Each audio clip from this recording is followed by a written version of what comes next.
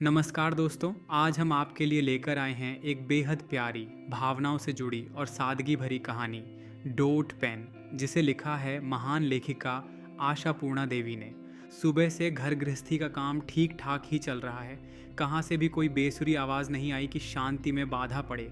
सवेरे ही सवेरे load shedding नहीं हुई, जैसी कि आए दिन हो जाया करती है, वरना पानी खींचने वाला पंप अपाहिज पड़ा रहता। बर्तन मांजने वाली सुधाबाई सुबह के समय आ गई है, वरना ज़्यादातर होता यह है कि वह बिना नोटिस दिए गायब हो जाती है। और इसी तरह रसोई की गैस भी सही सलामत है, वरना चाय गर्म करने की केतली चढ़ाई नहीं कि वह अक्सर छी बोल जाती है। और ही असीमा और आनंदी के बीच हर घड़ी चलने वाली ठंडी और खामोश लड़ाई अचानक किसी छोटी मोटी वजह से मुखर नहीं हुई है, जैसा कि जब तब या कभी भी भड़क उठती है। कहना चाहिए कि आसमान साफ है और बादलों का दूर दूर तक पता नहीं है। यहाँ तक कि पराशर और परमेश दोनों के ही धीरज खो जाने के पहले ही अखबार आ चुका है। टुटुन और मिठुन की स्कूल बस घड़ी के कांटे से कांटा मिलाकर दरवाजे पर खड़ी है। स्कूल बैग में किताब, कापियाँ ठूंस कर और माँ के लाड़ दुलार से भरे टिफ़िन बॉक्स के बोझ से दबे बच्चों को अपनी गोद में उठाकर वह अपनी मंजिल की तरफ कूच कर गई है। इसके तुरंत बाद ही पराशर और परमेश का खाना भी मेज़ पर लग चुका है। होता यह रहा है कि दफ्तर जाने के पहले यह खाना कभी बिना डांट फटकार के परोसा नहीं गया है।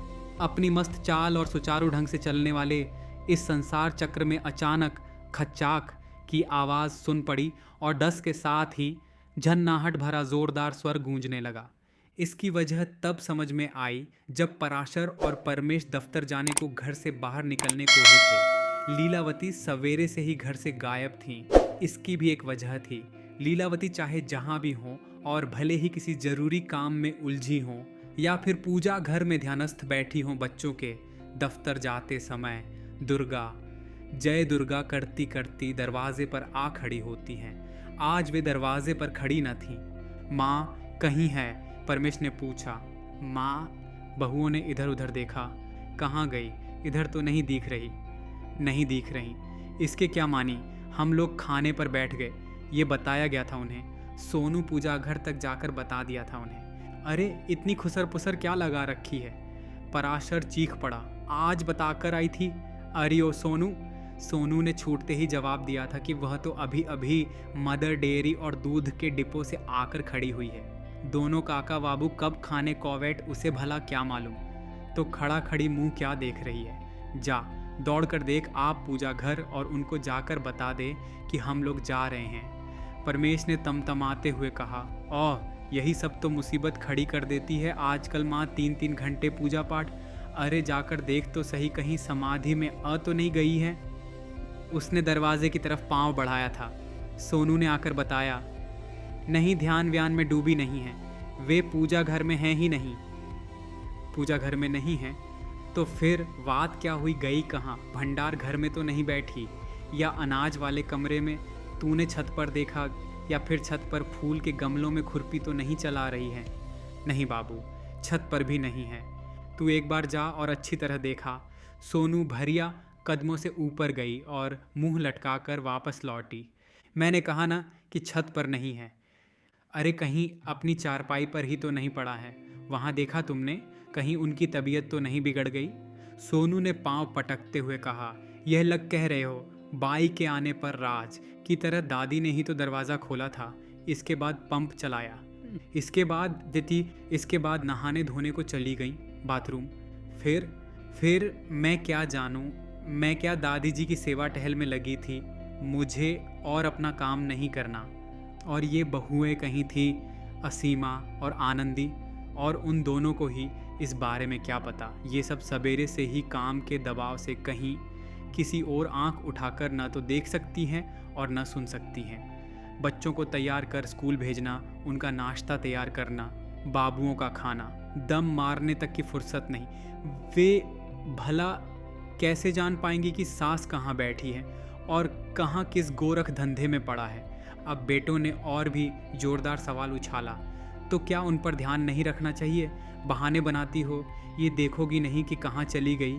क्वां इसके साथ ही बहुएं टूट पड़ती हैं। घर में हर एक आदमी के पास जोड़ी भर आंख और एक जोड़ा कान है। इस उतावलेपन में बुद्धिमती गति भी जाती रहती है। बहुओं के ऊपर दोनों ही गरज पड़ते हैं। ये सब देखना सुनना हमारा काम है, इसे क्यों नहीं है? हम सब घर की बहुएं हैं। क्या यही हमारा गुनाह है? सवेरे से ही वे पूजा घर में जाकर बैठ जाती हैं।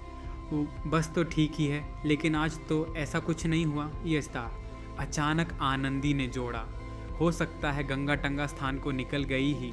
सोनू अपनी हंसी रोक ना पाई, बोली, यह टंगा क्या होता है चाची? टांगा। चुप भी रहा कर। पराशर ने उसे डपटते हुए छोटी बहू की तरफ देखकर पूछा, अचानक गंगा स्नान की बात कहाँ से आ गई? आज कोई पूजा पार्वण तो नहीं है? ये तो नहीं मालूम, लेकिन कभी कभार के निकल ही जाती हैं। कभी कभार, बराबर तो नहीं। क्या अकेली ही जाती है? किसी को बताकर नहीं जाती?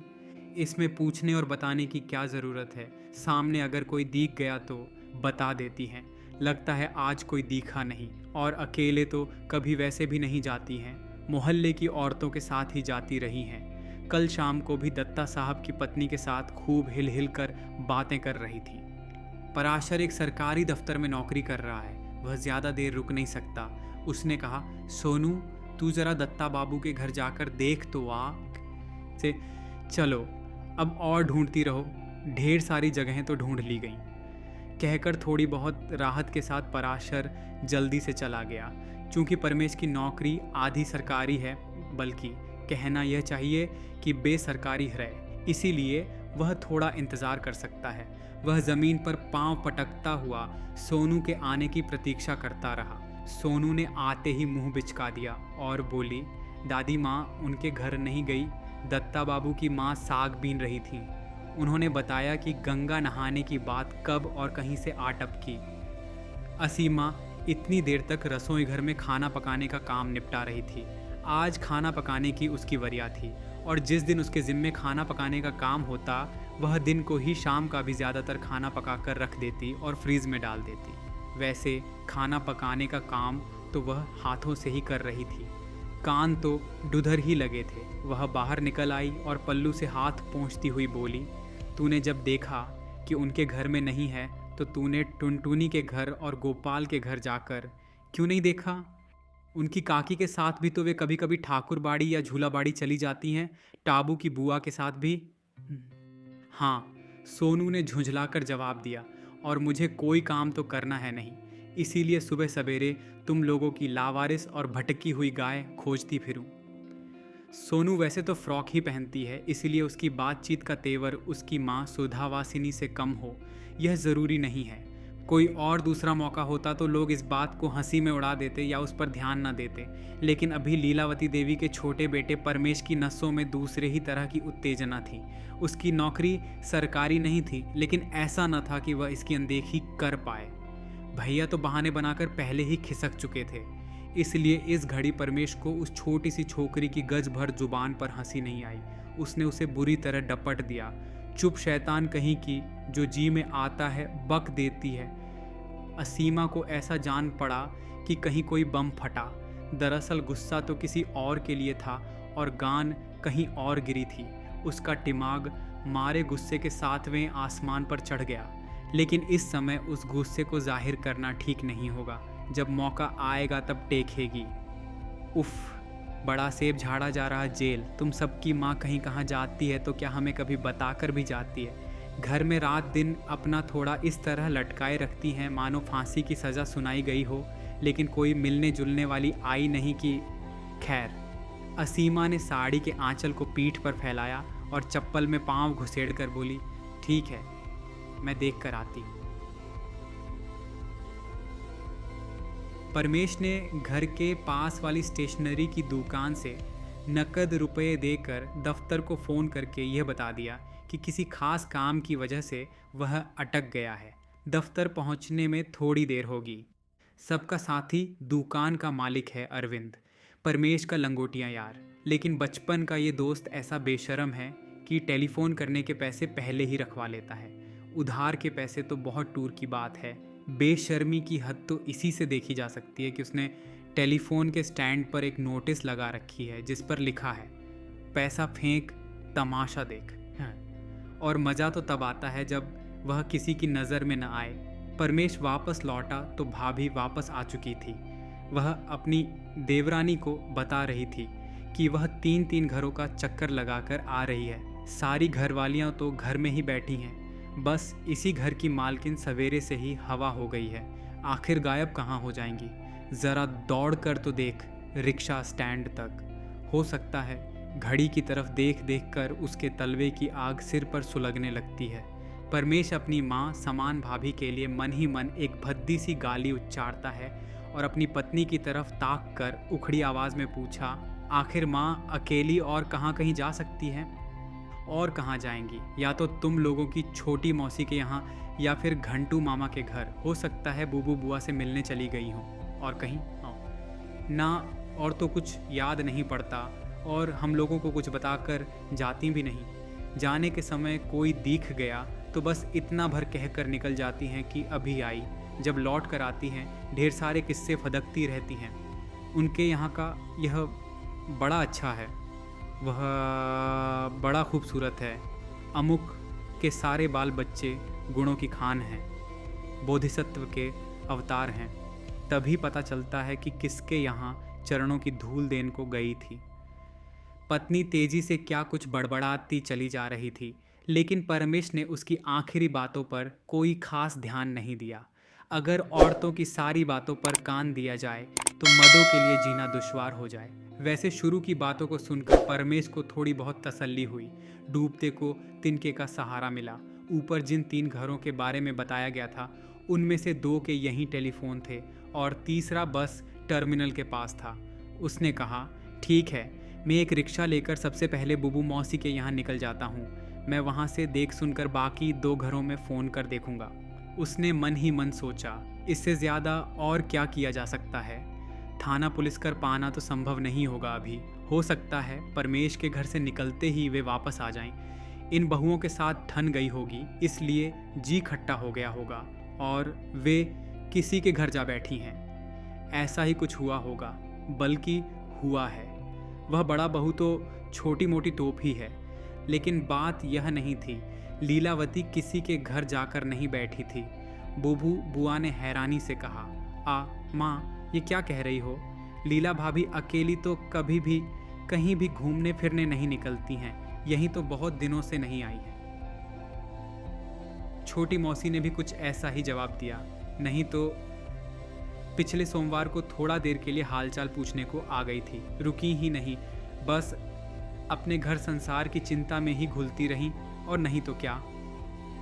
और घंटू मामा का भी यही जवाब था, लीला महीनों से यहाँ नहीं आई, सुबह से ही घर में नहीं है वह। इसका क्या? घर के लोग तक नहीं जानते कि कहीं गई। धन्य है बेटे तुम्हारा घर संसार। कहीं किसी मठ मंदिर में भी जाती है, वहीं अगर कोई उत्सव या समारोह हो रहा हो, पता नहीं क्या खूब। वैसे ज़्यादा परेशान होने की बात नहीं है, हो सकता है अब तक आ गई हो। मैं शाम के समय घर आऊँगा तो उससे मिल लूँगा। परमेश ने मन ही मन कहा, हमारा सर खाने और क्या। उसने फ़ोन का चलो नीचे रख दिया। उसने सोचा उससे बड़ी भूल हो गई है। उसे घर में बता आना चाहिए था कि माँ जब वापस आ जाए तो उसे इस बात की सूचना दे दी जाए। घर में दफ्तर का फ़ोन रखा है, लेकिन इस बात की चिंता घर की बहुओं को होगी, और सारी बातों में तो बड़ी बहुरानी ज़रूरत से ज़्यादा चौकस है। लेकिन कोई काम की बात, तभी फ़ोन की घंटी झनयाना उठी। कौन है ही? बात क्या है? वापस आ गई? नहीं लौटी? अच्छा तो आकर सुनूंगा, भैया को यहीं से बता दूंगा। लेकिन बात क्या हुई? हाँ हो गई। हेलो हेलो, चलो चली गई। इधर घर की तस्वीर कुछ 10 तरह की है। सवेरे मोहल्ले में जिन जिन घरों में श्रीमती लीलावती की तलाश की गगी थी, उन घरों की महिलाएं एक एक घर आने लगी थीं। उनमें से सब की सब अपने गालों पर हाथ टिकाए बैठी थीं और जिरह में व्यस्त थीं। अच्छा तो कब से लीलावती दिख नहीं रही? उनको सबसे बाद में किसने देखा था? किसी से कुछ बताया भी नहीं। सवेरे किसी ने उसे पूजा घर में आते या वहाँ से निकलते नहीं देखा। आखिर बात क्या हुई? यह लीलावती नाम की महिला अचानक सबकी आंखों में धूल झोंककर बेटे बहू को बताए बिना इस तरह कहीं चली जाएगी। सबकी सब इस पहेली को सुलझाने में लगी है। लेकिन इन तमाम सवालों के जवाब ढूंढने में सोनू ने बड़ी सहायता की है और इस मामले में उसकी भूमिका ही सबसे अहम है। सोनू, पूरा नाम स्वर्णमयी सुधाहासिनी की बेटी, एकदम मुंह अंधेरे अपनी माँ के साथ चली आती है। पूरे दिन इस घर में रहती है, काम धाम करती है, खाती पीती है। रात के समय उसकी मार उसे साथ लिवा ले जाती है। उसका घर पास ही है। पहले पहले तो सोनू अपनी शानदार भूमिका निभाते हुए उसमें जरा भी रद्दोबदल करने को तैयार न थी और बार बार एक जैसे सवाल उत्तर देते देते वह तंग आ गई थी। मैंने बताया ना, नहाने के लिए बाथरूम में घुसी, मैंने अपनी आंखों से देखा। इसके बाद कहीं बिला गई, मैं क्या जानूं। मैं तो यही सोच रही थी कि खनतले पर पूजा वाले घर चली गई और सवेरे सवेरे तो हमारे लिए दादी माँ ही हर धाजा खोलती हैं। बंद घर की चाबी भी उन्हीं के पास रहती है। मोहल्ले भर की स्त्रियां विदा होने के बाद मोहल्ले भर की बुआ जी श्रीमती बुलबुल उर्फ बुबू बुआ भी पधारी। एक बार फिर सारी राम कहानी सुनाई गई। बहुओं ने अपने होठों को चबाते हुए कहा, सारा दोष तो हमारे ही मत्थे मढ़ा जाएगा, लेकिन वे कहीं कहीं गुलछर्रे उड़ाने जाती हैं, हमें कभी बताती भी हैं। ठीक है, कभी कभार शाम या दोपहर को थोड़ा बहुत ज़रूर घूम फिर आना चाहिए, लेकिन यह क्या, सवेरे सवेरे पूजा पाठ किए बिना निकल गई। हाँ, चाय वाय पी भी थी उसने। चाय क्यों नहीं पिएंगी भला, जब पूजा घर से उतरती हैं तब पीती हैं। हम जैसे प्लेच्छों के हाथ बनी चाय थोड़े ही गले से उतरेगी, खुद ही बनाती हैं और पीती हैं। अच्छा, थोड़ी देर और देख लेती हूँ। वैसे घर पर भी बुबू बुआ के घर में आज क्या ख़ास बात है, ये सुन लेने के पहले मिठुन और टुटुन के स्कूल बस का हॉर्न सुनाई पड़ा। सोनू दौड़ती हुई गई अपनी जिम्मेदारी निभाने। उन दोनों के स्कूली बैग उठाकर लाने का भार सोनू पर ही था। उन दोनों के अंदर आते ही उनके ऊपर सभी एक बारगी टूट पड़े। अरे, तुम दोनों ने सुबह के समय स्कूल जाने के पहले दादी को देखा भी था। मिठुन की उम्र 3.5 साल है और टुटुन की 5, इसलिए निशाने पर मिठुन ही था। दादी माँ को ही क्यों नहीं देखूंगा, मुझे मुंह धोने में थोड़ी देर हो गई थी। मैंने बाथरूम के दरवाजे पर जब धक्का दिया, वे गीले कपड़े में बाहर निकल आईं और बोली, बाबा हे, इतने छोटे से हाथ में इतना ज़ोर। अच्छा, तो फिर इसके बाद? बस इसके बाद क्या, बूबू बुआ कब आईं? और वह हंसने लगा। अब बुआ वैसे तो इन दोनों के बाप की मुंह बोली बुआ थी, लेकिन ये सब भी उसे बुआ कहकर बुलाते थे। बस अभी थोड़ी देर पहले तेरी दादी माँ कहीं मिल नहीं रही हैं, ये सुनकर। क्या? टटन जैसे उछल पड़ा। उसने बताया, इसके बाद दादी ने मुझसे एक कागज़ और पेंसिल मांगा था। अच्छा, कागज़ और पेंसिल मांगा था?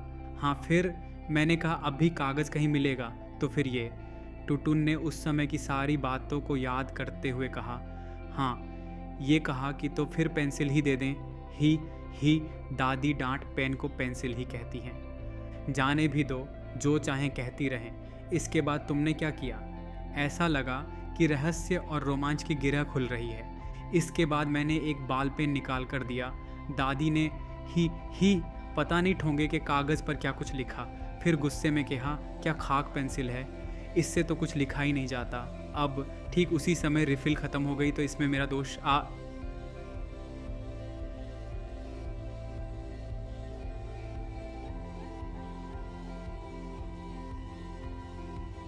ही आफरिन। लीलावती की बहुओं की नाक और गींग से आन की लपट सी निकल रही थी और ठीक ऐसी ही नाजुक घड़ी में कालछंडी की साक्षात अवतार घर आकर बैठी हुई थी।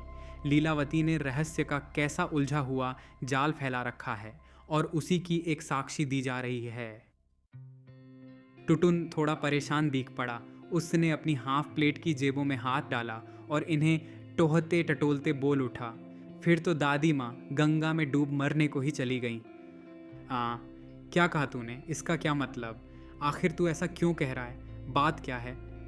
आसपास घिरे लोगों ने एक साथ यह सवाल किया था। उन्होंने तुमसे कुछ कहा था, बता तो सही, बता, जल्दी बोल। टुटुन के गले से हकलाती और सूखी सी आवाज़ निकली। वह बोली, टुटुन, अगर मैं ना रहूं तो तुझे बड़ा दुख होगा ना? अच्छा, ऐसा कहा, तो फिर तूने क्या कहा? टुटन ने धूप घोंटते हुए कहा, मैंने कहा था कि मुझे भला क्यों दुख होगा? तुम क्या कभी मेरे जूते किताब को कापियाँ सहेज कर रखती भी हो? मेरी टिफ़िन में खाने पीने की चीज़ें डालती हो? क्यों? तूने ऐसा कहा था। हाँ, तू तो बड़ा ही बेहुदा है रे। तुझे अपनी दादी माँ से ज़रा भी प्यार नहीं। यहाँ बेहुदा गाली का प्रयोग टुटुन पर ही किया गया था। टुटुन बौखला गया। उसने बड़ी बहादुरी से पाँव पटकते हुए कहा, मैं क्या झूठ कह रहा हूँ दादी, ये सारा कुछ करती है कभी। बस जब देखो तब पूजा घर में बैठी रहती है और तुम मुझे बेहुदा। ठीक है, मैं भी दादी की तरह चिक्वे। ट्रभाटन ने अपनी जेब से टूटी चौक, टूटी रंगीन पेंसिलें, आधी खाई और खुली कैडबरी चॉकलेट, कागज़ में तुड़ी मुड़ी चुड़गम निकाली और पता नहीं क्या क्या ढूंढता रहा था इस जंगल में। यह लो, कहता हुआ उसने कटा फटा सा 4 तहों में लिपटा एक भूरे रंग का कागज़ उछालकर फेंक दिया और फटाफट जूते फरकारता सीधे कमरे में घुस गया। आनंदी दौड़ती हुई चली गई उस बेशरम अरविंद की दुकान पर। चॉकलेट से गीली और लिसलिसी भूरे रंग के ठोंगे के एक टुकड़े पर रिफिल के ख़त्म हो जाने पर डॉट पेन से टेढ़े मेढ़े अक्षरों में इस संबोधनहीन पर्ची से जितना कुछ पढ़ा जा सकता और समझ में आया वह यह था कि लीलावती घर छोड़कर जा रही है। अगर वह नहीं लौटे तो कोई भी उनके ढूंढने न जाए, उन्हें ढूंढना बेकार होगा। वह क्या क्या खाक, यह तो लिखा न था। बुबू बुआ दीवार से पीठ टिकाए बैठी थी। बोली, अब इसमें समझ में न आने वाली कोई बात ही नहीं है को, लेकिन यहाँ भी जमे बैठे रहने का कोई उपाय न था। आज उनके घर में नए नए जमाई बाबू के आने की बात थी। वे चली गईं। आड़े तिरछे अक्षरों में लिखे गए संदेश को बार बार पढ़ने और कुछ नया पकड़ पाने की कोशिश करती हुई पराशर ने उस पर्ची को अपनी मुट्ठी में दबाते हुए बड़ी गंभीरता से कहा, माँ जी, एक दिन इस तरह हंगामा खड़ी करेंगी, मालूम न था।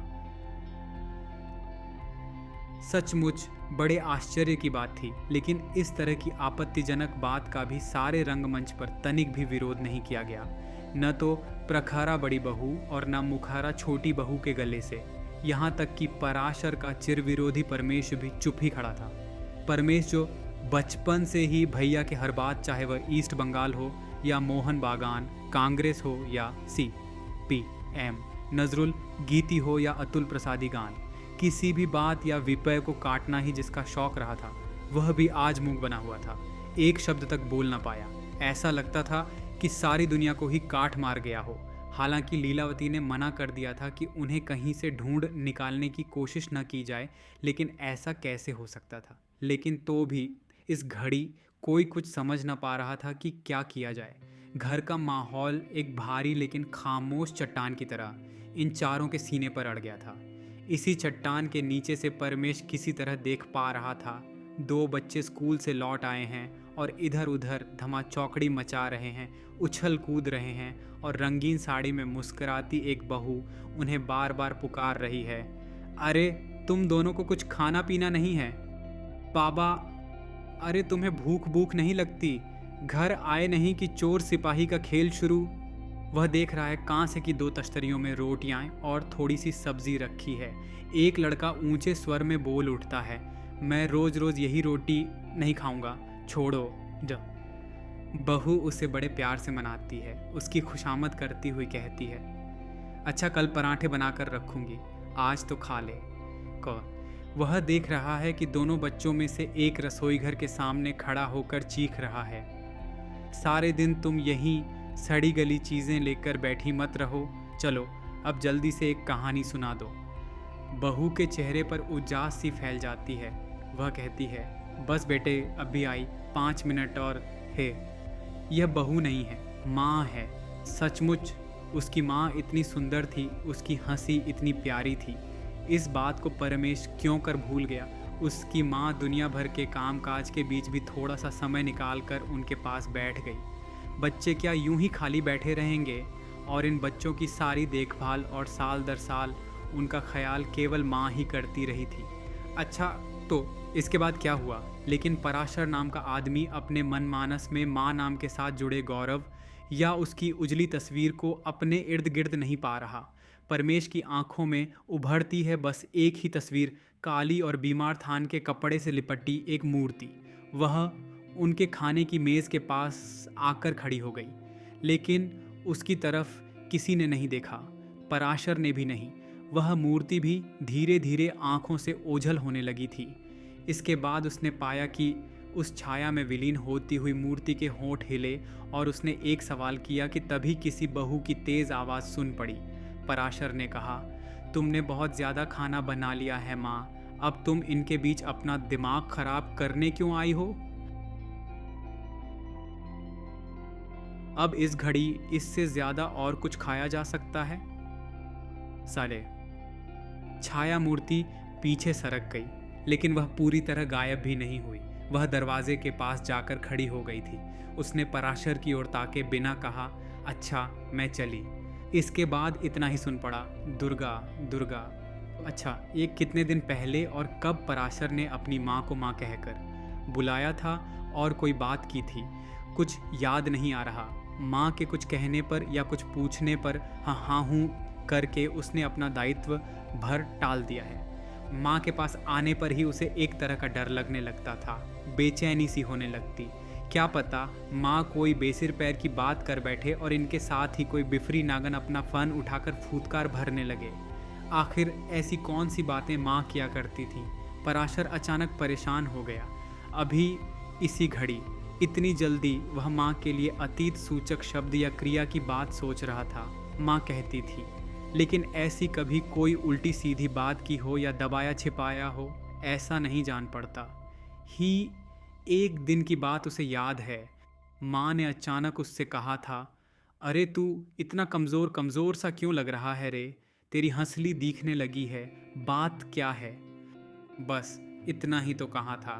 बस इसी बात पर कैसा तूफान बरपा था, कैसा हंगामा खड़ा किया गया था। असीमा ने भंडार घर की चाबी, जो पहले माँ के आंचल के छोर से बंधी रहती, पता नहीं कब और कैसे असीमा ने उसे लपक लिया था, माँ की तरफ फेंक कर कहा था, कल से आप पर ही इस घर संसार का भार रहा। बेटों का खान पान, लाड, जतन और रख रखाव व चाल सब आप ही करिए धरिए। ओह, दूसरे के हाथ का खिलाया पिलाया उनकी देह को लग नहीं रहा। हंसली उभर आई है आसे। उस चाबी को दोबारा असीमा के आंचल के हवाले करते हुए माँ को न जाने कितनी चिरौरी करनी पड़ी थी। और तभी पराशर ने माँ को बुरी तरह डपट दिया था। हर घड़ी वही बेवकूफ़ी भरी बातें। माँ चुपचाप और असमय ही पूजा घर में जा बैठ गई थी। पराशर नाम के आदमी की आंखों के सामने ऐसी कोई हंसती मुस्कुराती और उजली सी तस्वीर नहीं थी। इसके बदले वहाँ एक उदास और मलिन सी छाया बिखरने वाली मूर्ति खड़ा थी, जो मूर्ति भी नहीं कही जा सकती, क्योंकि उसके कोई चेहरा नहीं था। दरअसल उसके चेहरे की तरफ ठीक से देखा भी कहाँ गया, पिछले कई दिनों से तो भी। इसी उदासी भरी छाया से एक गहरा और गंभीर स्वर गूंज उठता है, माँ एक दिन ऐसा कुछ कर गुजरेगी, मुझे पता था अश्रशा। तुमने ठीक ही कहा, किसी ने समर्थन करते हुए कहा। छोटी बहू कभी कभी तो बिना वजह ही मेरे मुंह सामने ऐसी कुछ जली कटी सुना देती थी कि दुख या अपमान से तंग आकर वह किसी न किसी दिन कुछ कर बैठेंगी। दूसरे ने कहा, भैया की बात गलत नहीं, मैं भी कभी कभी यह सोचकर घबरा उठता था, बड़ी बहू धीरे धीरे घर संसार पर अपना वाधिकार और आतंक बढ़ाती चली जा रही है। जिसके हाथों यह सारी घर गृहस्थी फली फूली, उसके हाथों से सारा कुछ छीन लिया गया। किसी भिखारी को एक मुट्ठी दाना देने के लिए भी 1000 बार सोचना पड़ता था, पूछना पड़ता था बहू रानी किस डब्बे में से लेना होगा। ऐसा जान पड़ता था कि वे इस घर संसार की कोई नहीं है, कहीं बाहर से आटपकी हैं। इस बात को सभी जानते थे, वरना एक 5-5.5 साल का बच्चा भी उसके लापता हो जाने की खबर सुनते ही ऐसा क्यों कह उठा, लगता है कि दादी गंगा में डूब मरी। प्रदीप और लीलावती का छोटा बेटा, वह अपनी आदतों के चलते या अपनी इन्हीं मजबूरियों के नाते अपनी माँ को डपट दिया करता था या बात बात पर झिड़क दिया करता था। अपनी हथेलियों में सिर को छुपाए कुछ सोच रहा था। माँ क्या खाती थी, क्या पहनती थी, माँ की तबीयत किसी दिन बिगड़ तो नहीं जाती थी? क्या ऐसा कभी किसी ने सोचा है, उनकी तरफ देखा है? हाँ, माँ ने उससे एक बार कब यह कहा था कि तेरे साथ एक ज़रूरी बात करनी है, इसका जवाब परमेश ने दिया था। बात क्या है, कुछ चाहिए? ऐसा है कि तुम एक लिस्ट तैयार कर रखो। क्या माँ ने ऐसी कोई लिस्ट दी थी कभी? नहीं। और अभी उस दिन, शायद उस दिन कोई पूजा या व्रत उपवास था। तभी पराशर ने आकर कहा था, परम भाई, मैं तो कुछ नहीं जानता कि क्या करना चाहिए, कुछ समझ नहीं पा रहा। क्या एक बार थाने में रिपोर्ट देने की ज़रूरत है या फिर रेडियो या टीवी में? परम, मेरे तो हाथ पांव फूल रहे हैं रे। कहीं जाने के पहले इन बहुओं से सारी सूचनाएं इकट्ठी कर ले जाना। सूचनाएं? कैसी सूचनाएं? यही कि कितनी उम्र है, रंग कैसा है, लंबाई कितनी है, पहचान के लिए शरीर पर कोई निशान है या नहीं, लापता होने के समय क्या पहने हुई थी। माँ के बारे में ये सारी बातें बहुओं से पूछनी होंगी। परमेश ने गुस्से में पूछा, लेकिन भैया ने बड़ी बेबसी से इस बात का उत्तर दिया। तो फिर तुझे पता है इस बारे में? मैं तो कुछ भी नहीं जानता। ये पहनने में और क्या होगा, थान की धोती और सफ़ेद कुर्ती के सिवा, और देह का रंग। बात खत्म नहीं हुई, तभी कहीं शोरगुल हुआ। दोनों भाई घर के बाहर निकल आए। लीलावती की कहानी यहीं खत्म हो जानी चाहिए और किसी मनोरंजन धर्मा कहानीकार के हाथ पड़ने पर 10 का अंत यहीं पर हो जाता। इस संसार में इन 4 स्त्री पुरुषों के घोर अपराध बोध से पीड़ित और विवेक के अंकुश से छलनी किए गए हृदय की अनुभूति के ऊपर अभिमानिनी लीलावती का एक गौरवमय स्थान होता। साथ ही लोक और समाज की आंखों से उस भूरे रंग की पर्ची के ऊपर लिखा हुआ सारा इतिहास ओझल ही रहता। लेकिन लीलावती की कहानी किसी रसज्ञ रंजक कहानीकार के हाथ में नहीं पड़ी, वह पड़ी एक अकुशल, अक्षम और रसबोधहीन लेखक के हाथ में। इसीलिए बाहर हो हल्ला की आवाज़ सुनकर दोनों भाई, जो आपस में सलाह मशविरा कर रहे थे, बड़ी बेचैनी से बाहर निकले। उन्होंने देखा माँ एक रिक्शे से नीचे उतर रही है और रिक्शा वाले से भाड़े के सवाल पर उसे डांट फटकार रही है। बेटों को सामने पाकर उसे बड़ा सहारा मिला और वह खुले गले से वाली, देख तो श्याम बाजार के मोड़ से यहाँ तक आने का कितने पैसे मांग रहा है, कैसी लूट मचा रखी है।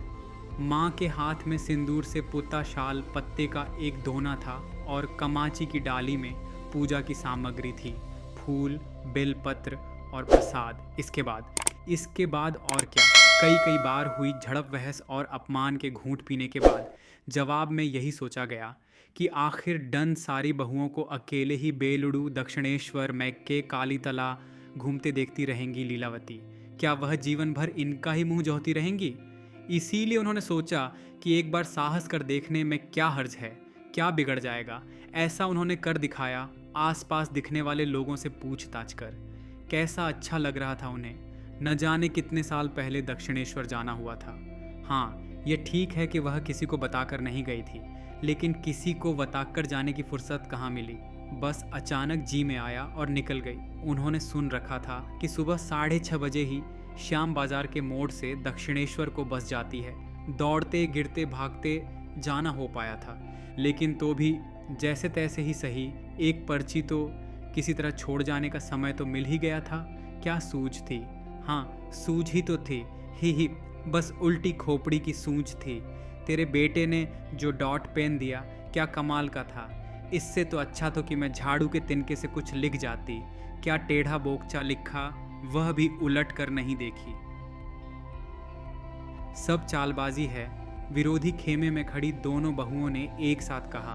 बकवास की बातें हैं, बहू और बेटे को धमकाने और धकियाने की एक चाल। छी छी। तभी एक पुरुष स्वर धीरे धीरे उच्चरित हुआ। ऐसा भी हो सकता है कि खुद से भी वह सहमा हुआ हो, और इसके सिवा बात भी क्या होगी। लल्यवती जैसी महिलाओं की कहानियों का अधिकांश रिफिल ख़त्म हो जाने के बाद सस्ते डांट पेन से ही लिखा जाता है। तो दोस्तों, कैसी लगी आपको आज की कहानी डॉट पेन? आशापूर्णा देवी की यह कहानी हमें यह सिखाती है कि छोटी सी चीज़ भी हमारे रिश्तों और भावनाओं को गहराई से जोड़ सकती है। यह सिर्फ एक पेन नहीं था, बल्कि अपनापन और संवेदनाओं का प्रतीक था। अगर आपको यह कहानी पसंद आई हो तो लाइक और चैनल को सब्सक्राइब करना नहीं भूले छुआ, और इजी लर्निंग 3 जूनियर चैनल को सब्सक्राइब करना ना भूलें। फिर मिलेंगे एक और नई दिल को छू लेने वाली कहानी के साथ।